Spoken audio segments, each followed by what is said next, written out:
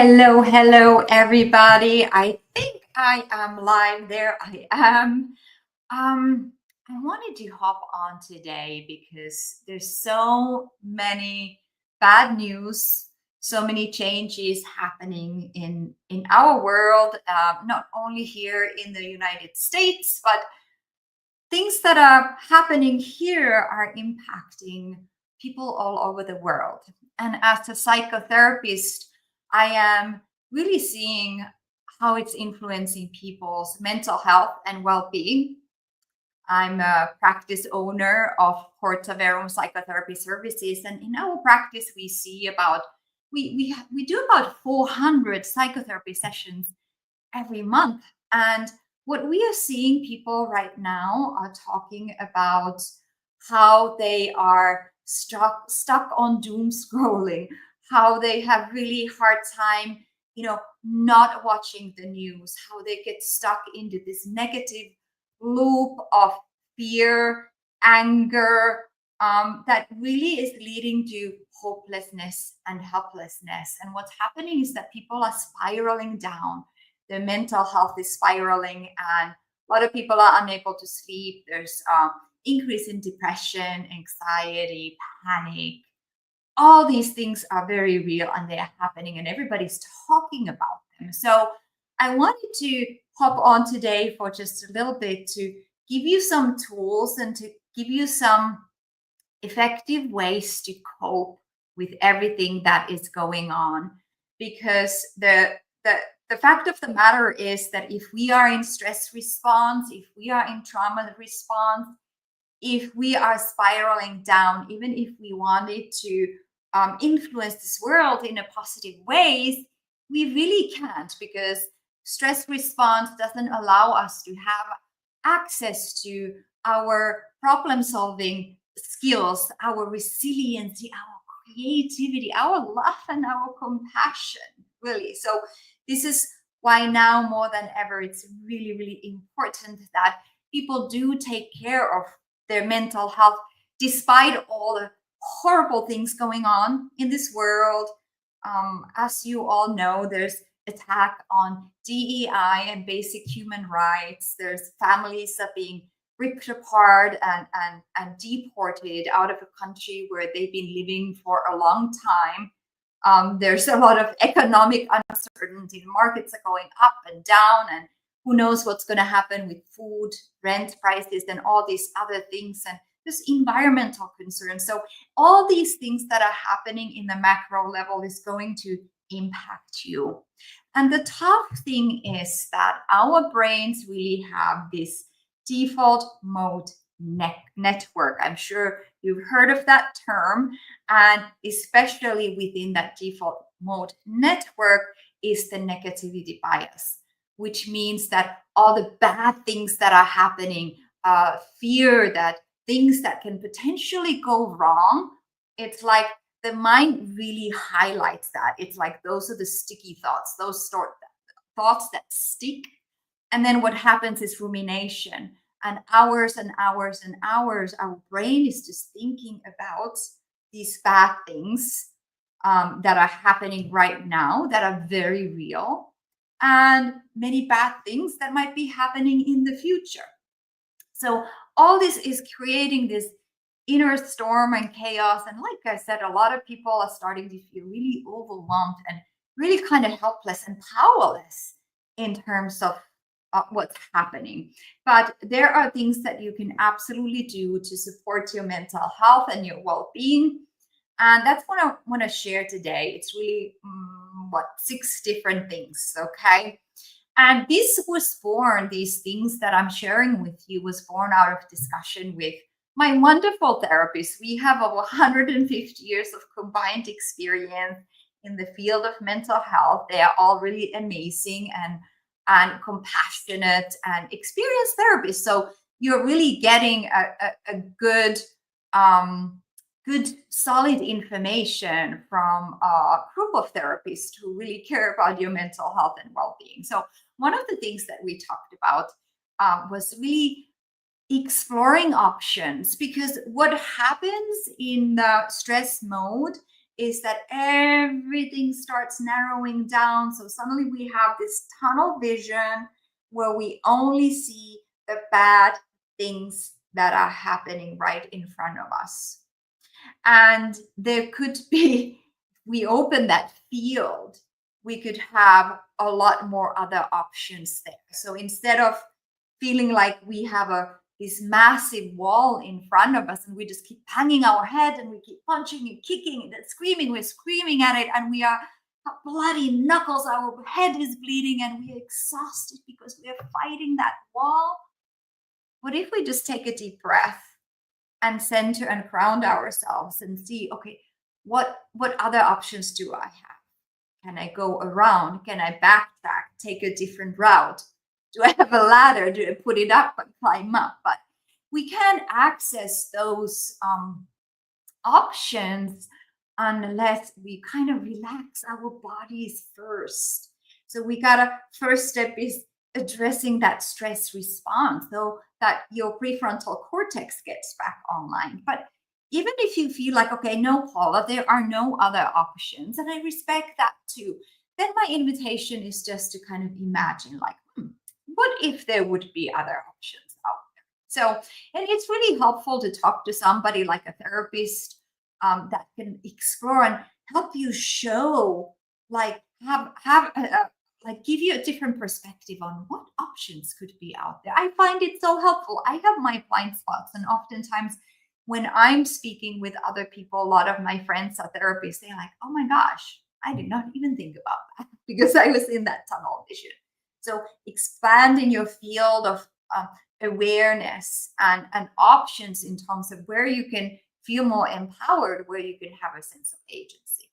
And that's my number two thing, is to be very intentional about creating environment in your life and focusing on the things that you have control over, and figuring out, like, where can you empower yourself? Where can you find that sense of agency? One thing we know about sense of agency is that people who really have that, they tend to feel happier. They tend to have a more balanced mood. They tend to feel calmer. They tend to have a greater sense of well-being. So, but the sense of agency might not, it's just not going to drop in our laps. We got to create it. And start small, you guys. You know, this doesn't mean like, oh, I'm going to go to the streets and I'm going to create a revolution here, which we could do too.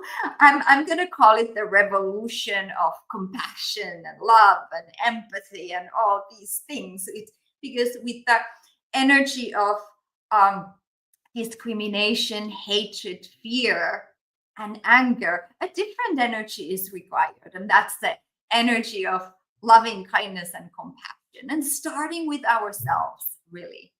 So figuring out where can you empower yourself? Where do you have a sense of agency? It could be simple things like, okay, I'm gonna do the dishes. I'm gonna put the laundry away. I'm gonna, complete some task that has been pending for a long time. It doesn't matter. It doesn't matter what it is. It doesn't even have to be related to anything what's going on in the society right now. This is just about you getting your personal power back. And that's a very active process, you guys. It's a very active, intentional process. Okay. So that was, let me backtrack. Number one, explore your options, expand your horizons, empower yourself in some ways. Find that sense of agency is number three. Spring into action, because with that hopelessness and powerlessness comes a sense of resignment. And resignment is kind of like little doggy kind of rolling on their backs and, I give up. No, we are not going to give up here. And if you want to have a positive impact in this world, you have to take care of your mental health. You have to take care of your well-being. Okay. And then you can step into your personal power and do lots of amazing things. Okay. The other thing, so number four is what really many of the therapists actually said when I asked them, like, so how do you help your clients with all these stressors and fear and terror? Really, a lot of people, they tell me, I feel terror. So if you're feeling those things, know that you're actually not alone. So number four is focusing on literally what is right in front of you. So what do I see? What do I hear? What do I feel?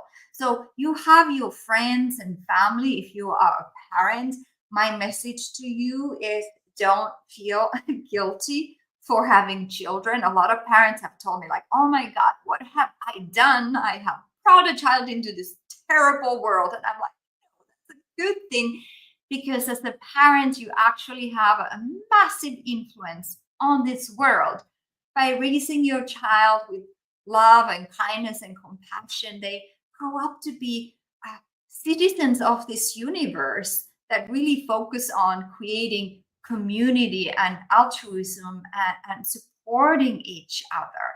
And that's a task that is right in front of a lot of parents. And even if you're not a parent, then who do you have around you right now that you can have a positive influence on? You all have that. So sometimes it's just like, okay, I'm just going to focus on what's in front of me. And that's not your phone, actually, even though it is right in front of us. But no, that's not what I mean.